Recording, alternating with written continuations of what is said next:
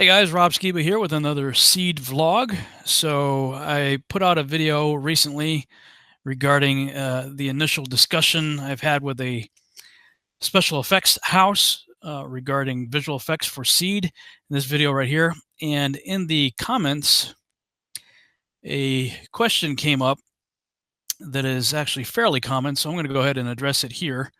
This person says, been trying to figure out the reasoning behind this thing, referring to seed, and for the life of me, it seems to get lost in all the background. Is it strictly science fiction entertainment or an attempt at getting people so involved in fantasy? Or is basically the same as your typical Hollywood production, i.e. make lots of money?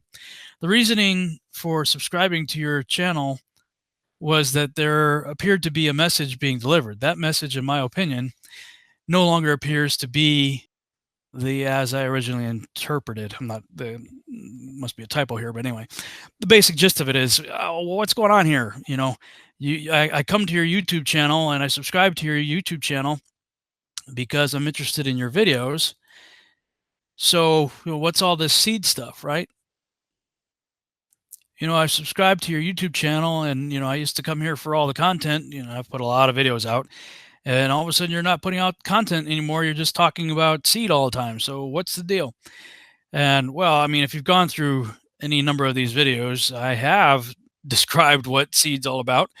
But I was recently on a show called Out of the Gate with Spencer Bennett and his friend Ty. And they asked me the question, okay, so what's seed all about? So I figured I'd just go ahead and play clips from that to answer the question. What is seed? Why am I doing seed? What's this all about? Let's talk about this project called Seed. What is it, and what started this journey for you? Yeah. As I mentioned earlier, and I think part one of our series here, sort of the journey of, researching all this stuff, came with listening to this back in 2009. And I'd already been doing research that led to me finding this. And the more I started looking into it, the more I realized this has to get out to the masses. I mean, I started going to these conferences and they were cool, but I mean, there's usually just, in some of them, you just be like a few dozen people, maybe a few hundred. Occasionally you might have the mega conference with 1,000 people or something. But there's 7 billion people on Earth. And I'm going, man, everybody needs to hear this. They need to understand what's going on with all. I mean, there's a lot to talk about. Whether we're talking about transhumanism, Nephilim, aliens, lots of topics that you never hear in the place that you should be hearing it. You should be hearing it from the pulpit. I mean, they should be equipping us to understand and deal with this stuff, but they're not. And so as I started going to these things, I started like, God, man, how do we get this stuff out to the masses? I mean, it's great that a few hundred people come to a conference, maybe buy a few books or whatever, but we're not reaching the masses. And it was crazy when I was on the foreign mission field that you could ask people, like anywhere I went, where does the phrase "May the Force be with you" come from? They all know it. Like, I'm in the jungles of Northeast India, people living in on houses on stilts, on bamboo. Like, they know it. Like, I mean, ask them what John 3:16 is. Huh? And George Lucas made a statement, I think it was in the early 80s. He said, the church, which used to be all powerful, has been usurped by film. And he went on to say, we get our ethics, we get our morals, we get so many things. Our culture has been molded by the movie industry. And I would have to say he's absolutely right. I started looking into, I created a video called Why We Need to Be Culturally Relevant. And in that, I go through statistics and I show that, according to Nielsen reports and different online rating services and stuff like that, the average American, this is old stats, I'd say it's probably more now, but back in 2010 through 12, the stats were the average American watches 4 to 5 hours of television a day. And that's not counting what they're watching and listening to on mobile devices. That's just like television programming. Mm-hmm. 4 to 5 hours a day compared to maybe an hour, if that, of church per week, assuming they go to church once a week.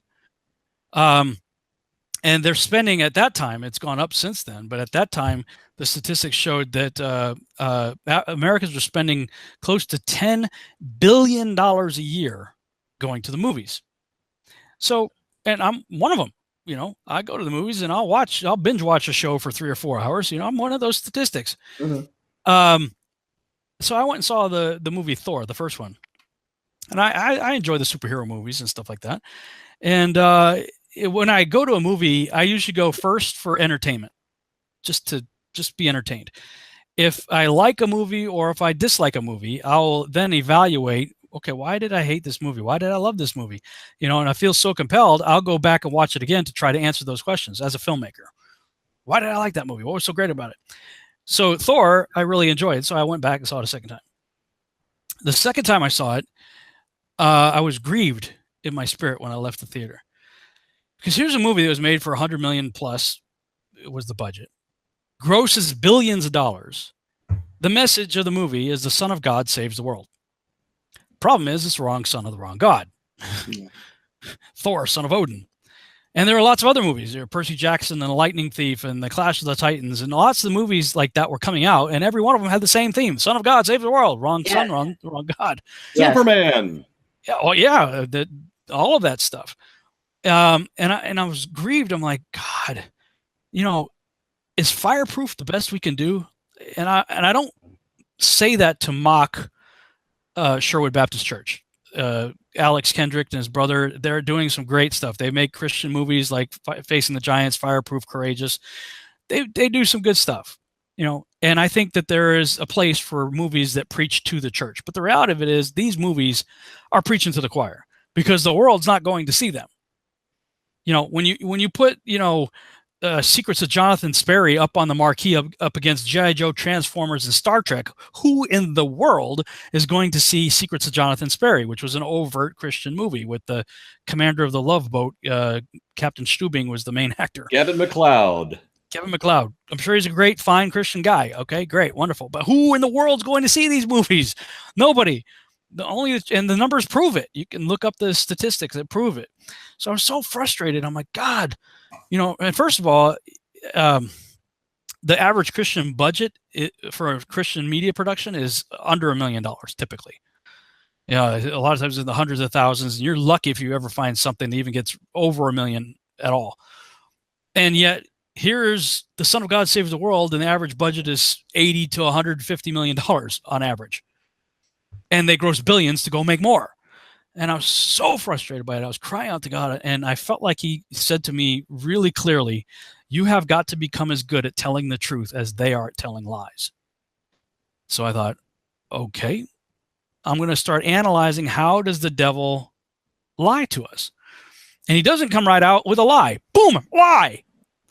He puts out an M&M and he waits. Oh, you like that? Here's a Reese's peanut butter cup. Ooh, you like that? Here's a Twinkie. Oh, and one bite at a time, step by step, you are all of a sudden a diabetic, overweight, and dying because of malnutrition. And you're saying, how the heck did I get here? Well, you got there one bite at a time, one step at a time, one seed at a time.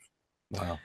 And that was when I started to first come up with the idea of seed. I was like, okay, the principle in Scripture is there.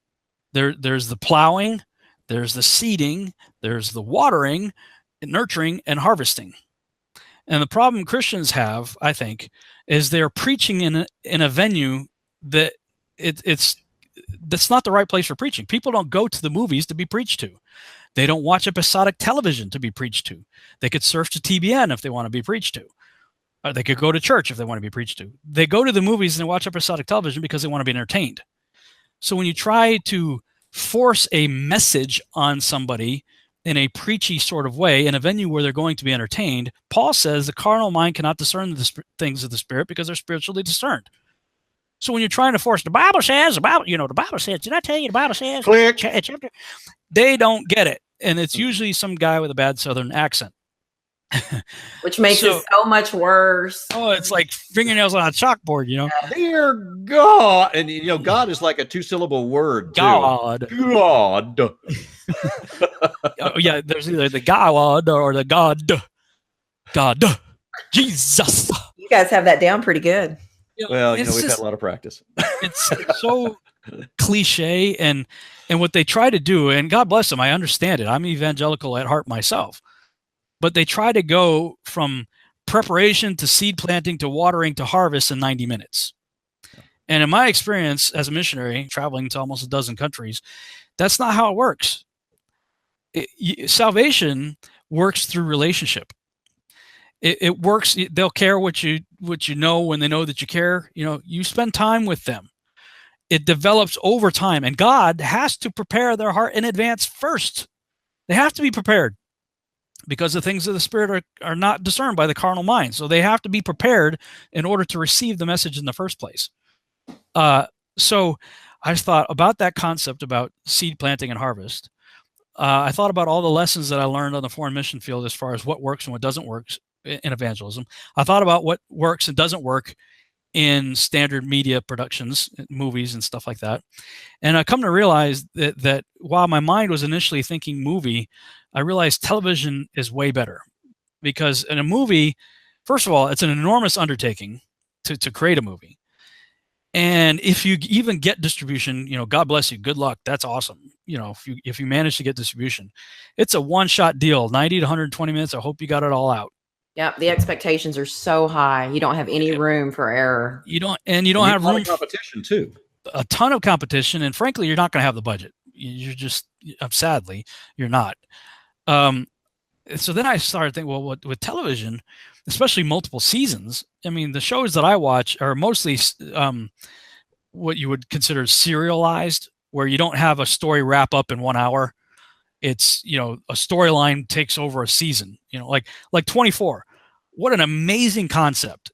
Each episode of 24 represented an hour of real time in a 24-hour time period of 24 episodes in one season. So really one entire season, a year's worth of television, covered one day in Jack Bauer's life. And I thought, what a brilliant, that's just awesome. And other shows like Lost and things like that, where the story always ends on a cliffhanger and it hooks you to watch it again the next episode. And that's how it becomes binge worthy. And so I thought that's the formula. And I initially got cued into that formula back in the 90s when they, in the early 90s, they killed Superman. DC Comics created a storyline where Doomsday killed Superman. And like a year or two later, this character named Bane broke Batman's back and he was paraplegic. So I knew at that time that those would be collector's items. I mean, that's huge in the comic book world. I mean, you killed two, you took down two of the biggest heroes in comic book, right? So I bought all of the comic book issues that led up to that storyline, included and then resolved the storyline where Superman comes back to life and Batman gets back to business again. And that's when I began to read comic books, really. I just did it because I figured it would be collector's items. I figured, I was thinking money, right? But then I made the mistake of reading them. And the problem is you start reading like Batman, right? And it's a cool story. And all of a sudden Flash comes in, zips in, says something cool, and then zips out, and there's a little asterisk next to whatever he said. And you're like, well, crap, that sounded cool. And you look down at the footnote and it says, see Flash episode 75. You're like, okay. So you go out and buy issue number 75 of the Flash. You're reading that. All of a sudden Green Lantern flies in, says something cool, flies out, and there's a little, I'm like, oh crap, that sounds cool. Next thing you know, I had a $35 a week comic book spending habit. I was thoroughly addicted. And I thought later, I thought, why? Well, it's because they always had a story that was intriguing in the present that referred back to stuff in the past and left on a cliffhanger for the future. I'm going, that's the formula, and, frankly, the devil has been using these formulas very successfully for decades now. And Christians are it's like, look at what works and then do it for the kingdom, So I'm going, okay, how can I take the biblical principles that I believe in, put them in a cool story that has something in the present that's cool, refers back to the past, and leaves you on a cliffhanger for the future. And when I started, listening to this stuff and reading all the books that go along with it and all of my own research along the same lines, I thought, wow, this makes for a fantastic storyline that could span 6 seasons, 12 episodes per season. And God brought me to the desert of Arizona in December of 2009, where I spent 5 days alone with him out there, and 2 hours north of Tucson, out in the desert. 5 days alone with God, where I don't know how else to describe it. He basically plugged a USB cable in the back of my head and downloaded the entire concept for all of it. And I came back and outlined the whole series, and then began writing and researching. And I call it fact-based fiction. It is science fiction. I used to pitch it as Lost meets Battlestar Galactica wrapped up in an X-File. Then I've changed it recently. The Battlestar Galactica side has gone away with my new cosmological worldview. Mm-hmm. So now I say it's Lost meets the Unit wrapped up in an X-File. There you go. The Unit is, a military special forces TV series that I really enjoy. So it has the mystery and intrigue that made Lost so addictive. It has the military aspects of the Unit, because I have a special forces unit in my story, and of course the alien agenda, government conspiracy themes that make the X-Files so popular. So Seed kind of has a little bit of all of that, written from a biblical worldview, but served on a secular palette. So it's not going to be your typical TBN fanfare. It's not going to be, frankly, I expect my biggest critics to be Christians, but they're not my audience. Right. I hope they watch it. I hope they get behind it. I'd love for them to support the project, but they're not my audience. My audience is the world that's spending 4 to 5 hours, watching Fringe and shows like that.